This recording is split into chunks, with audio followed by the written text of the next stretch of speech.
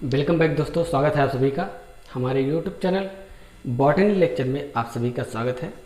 आज के इस वीडियो में हम बात करेंगे प्लास्टिड के बारे में, सेल ऑर्गेनेल्स प्लास्टिड के बारे में। प्लास्टिड का क्या फंक्शन है, उसका क्या स्ट्रक्चर है, मार्फोलॉजी के आधार पर कितने टाइप का होता है, उसकी साइज़ क्या है, ठीक है, इसके बारे में पूरा डिटेल का आज का डिस्कशन इस वीडियो में हम करने वाले हैं दोस्तों। इसलिए बने रहिएगा, ठीक है, हमारे साथ बने रहिएगा। और आइए देखते हैं क्या है। शुरुआत करते हैं इस पे। स्टार्टिंग में जो प्लास्टिड है दोस्त, यानी इसको बोलते हैं लवक, ठीक, लवक बोलते हैं। ग्रीक वर्ड से लिया गया है। किससे लिया है? ग्रीक वर्ड से लिया गया है प्लास्टो। प्लास्टो मीन्स होता है मोल्डेड। क्या होता है? मोल्डेड होता है। आइए आगे देखते हैं इसमें। हेकल नामक साइंटिस्ट ने, किसने? हेकल नामक साइंटिस्ट ने सबसे पहले 1866 ईस्वी में प्लास्टिड के बारे में बताया था। ओके, वहीं नाम प्लास्टिड नाम किसने दिया था? सिम्पर नामक साइंटिस्ट ने 1885 ईस्वी में प्लास्टिड शब्द का मीन्स नाम दिया। ओके, आगे देखते हैं क्या फंक्शन है इसका, होता क्या है प्लास्टिड। तो दोस्तों आपको बता दें कि ये प्लास्टिक ग्रीन कलर का पाया जाने वाला सेल ऑर्गेनेल्स है, जो कि सिर्फ और सिर्फ सभी ग्रीन प्लांट्स में पाया जाता है। जनरली ग्रीन प्लांट्स की बात कर रहे हैं, प्लांट्स में ही पाया जाता है। तो आइए देखते हैं पहला पॉइंट। यहाँ पर एक एक पॉइंट के माध्यम से समझने की कोशिश कीजिएगा, कोई दिक्कत नहीं है। यहाँ पहला पॉइंट दिया है found in all plant cells. सभी प्लांट सेल्स में पाया जाता है प्लास्टिड। ओके, आगे इसी में दूसरा पॉइंट दिया है, सेकंड पॉइंट पे दिया है इट बियर्स, यानी रखता है, बियर्स स्पेसिफिक पिगमेंट। क्या रखता है? स्पेसिफिक पिगमेंट रखता है। दैट मीन्स स्पेसिफिक पिगमेंट का मतलब क्या हो सकता है? Specific colour of plant. Specific pigment की वजह से प्लांट में स्पेसिफिक कलर दिखाई देते हैं, यानी स्पेशल कलर दिखाई देते हैं। जो कलरिंग होती है वो इसी की वजह से होती है, यानी प्लास्टिड की वजह से ही होता है। अब आइए आगे इसमें बात करते हैं on the basis of pigment. अब दोस्तों इस पिगमेंट की वजह से इसमें कलरिंग आती है, ये तो क्लियर है। अब इसमें देखना यह है कि इस कलरिंग के आधार पे, यानी on the basis of presence of pigment, इस पिगमेंट के आधार पे दोस्तों जो प्लास्टिड है उसे 3 पार्ट में डिवाइड किया गया। कितने पार्ट में? 3 पार्ट में। पहला है क्लोरोप्लास्ट, दूसरा है क्रोमोप्लास्ट, तीसरा है ल्यूकोप्लास्ट। इन सब का, इन तीनों प्लास्ट का यानी लवक का अलग अलग कार्य है, अलग अलग फंक्शन है। तो आइए देखते हैं। पहले नंबर पे है क्लोरोप्लास्ट। शॉर्ट फॉर्म में हमें हमने लिखा है chloroplast mean chlorophyll bearing. Chlorophyll पाया जाएगा एंड कैरोटीनॉइड्स पाया जाएगा, जो कि पिगमेंट का नाम है। आपको किसी दिन हम एक नया वीडियो अपलोड कर देंगे, यानी पिगमेंट कितने टाइप के होते हैं, किस में पाया जाता है, ये डिटेल में है पिगमेंट पर। पिगमेंटेशन का एक वीडियो ही अपलोड कर देंगे, तो डाउट नहीं रह जाएगा। तो दोस्तों आपको बता दें chlorophyll and carotenoids mean trap light energy. इसके अंदर वो कैपेबिलिटी होती है जो लाइट एनर्जी को ट्रैप कर सकता है। इसीलिए कहते हैं plants with the help of light, light के प्रेजेंस में, लाइट की उपस्थिति में प्लांट्स जो होते हैं वो भोजन बनाते हैं, फूड मटेरियल प्रिपेयर करते हैं। That means this process is known as photosynthesis, प्रकाश संश्लेषण बोलते हैं इसको। आइए आगे बात करते हैं दूसरे वाले के, मीन्स क्रोमोप्लास्ट क्या होता है दोस्त। क्रोमोप्लास्ट जो होता है फैट सॉल्युबल होता है। क्या होता है? फैट सॉल्युबल होता है इन means carotenoids pigment like carotene, xanthophyll. Fat soluble जो पिगमेंट होते हैं वो कैरोटीनॉइड्स मीन्स क्रोमोप्लास्ट में पाए जाते हैं। ये भी कलर होता है। किस कलर का होता है? येलो, ऑरेंज, रेड कलर का जो दिखाई देता है फ्रूट्स और फ्लावर। फ्रूट और फ्लावर में जो ये कलरिंग होती है वो किसकी वजह से है? क्रोमोप्लास्ट की वजह से। वही क्लोरोप्लास्ट की वजह से सिर्फ और सिर्फ ग्रीन होता है कलर, ग्रीन कलर। ये ध्यान दीजिएगा, दोनों में यही अंतर है। तीसरा, थर्ड नंबर जो है ल्यूकोप्लास्ट। ल्यूकोप्लास्ट जो होता है वो कलरलेस होता है। क्या होगा? कलरलेस होगा। और स्टोर न्यूट्रिएंट्स, न्यूट्रिएंट्स को स्टोर करने का काम करता है, यानी इसमें न्यूट्रिएंट्स स्टोर होंगे। जैसे अब इस बेसिस पे, on the basis of store of nutrients, nutrient store के आधार पे जो ल्यूकोप्लास्ट है ये 3 टाइप के होंगे। एक है एलियोरोप्लास्ट, दूसरा होगा एलियोप्लास्ट और तीसरा होगा एमाइलोप्लास्ट। दोस्तों इन सब का, तीनों का अलग अलग फंक्शन है।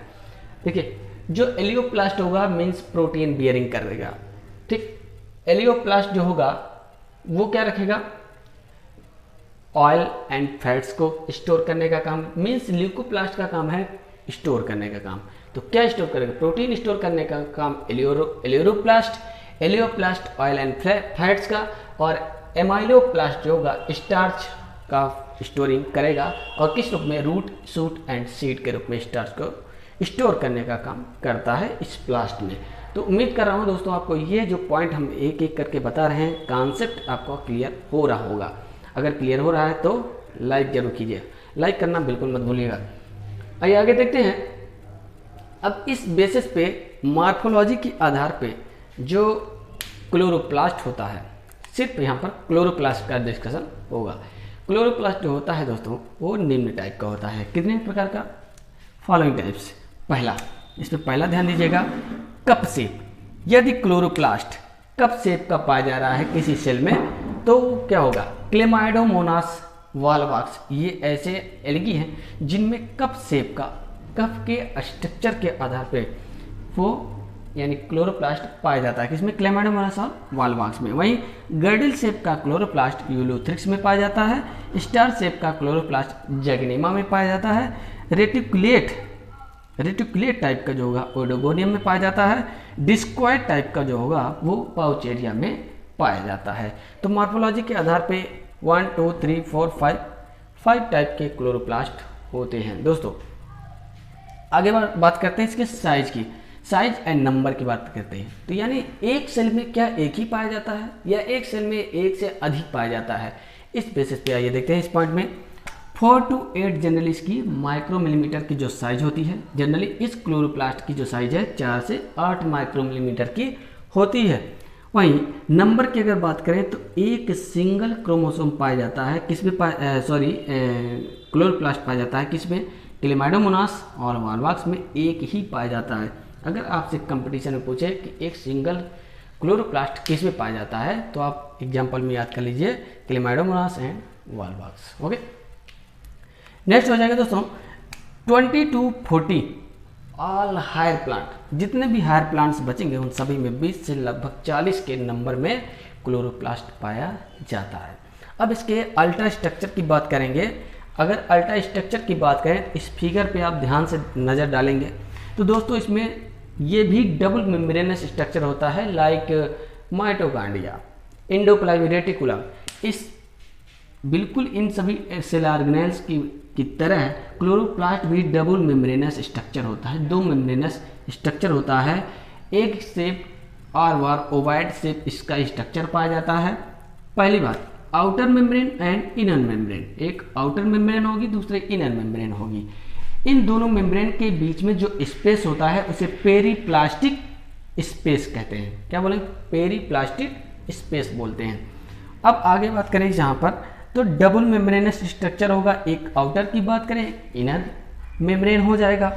अगर हम आउटर मेम्ब्रेन कहें तो इंटेग्रल प्रोटीन से दोस्तों ये बनी होती है, means outer membrane integral protein से बनी होती है।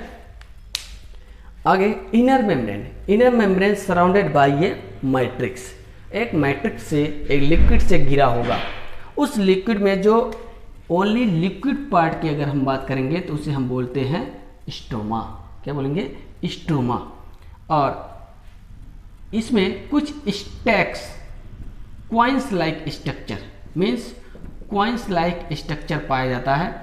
जो क्वाइंस लाइक, एक सिंगल क्वाइंस लाइक होगा तो उसे हम क्या बोलेंगे, थैलाक्वाइड बोलते हैं, आर या फिर ग्रैनम बोलते हैं, सिंगुलर फॉर्म में ग्रैनम बोलते हैं। यानी आप यहाँ पे देखेंगे तो एक सिंगल क्वाइंस को अगर हम बोले, क्वाइंस लाइक जो स्ट्रक्चर्स पाया जा रहा है तो उसे हम क्या बोलेंगे, थैलाक्वाइड या फिर ग्रैनम बोलेंगे। ओवरऑल क्वाइंस जब एक साथ स्टैक्स में हो जाते हैं, स्टैक्स एक साथ हो जाते हैं तो उसको हम ग्रैना बोलते हैं। क्या बोलेंगे, ग्रैना बोलेंगे। ओके, अब इसके अंतर्गत जो मैट्रिक्स पाया जा रहा है लिक्विड फॉर्म में उसे हम बोलेंगे स्टोमा। यानी क्लोरोप्लास्ट के मेन 2 भाग होते हैं, एक हो जाएगा ग्रैना, दूसरा हो जाएगा स्टोमा। इन दोनों का ही यूज करके यानी ओवरऑल जो फोटोसिंथेसिस की प्रोसेस होती है,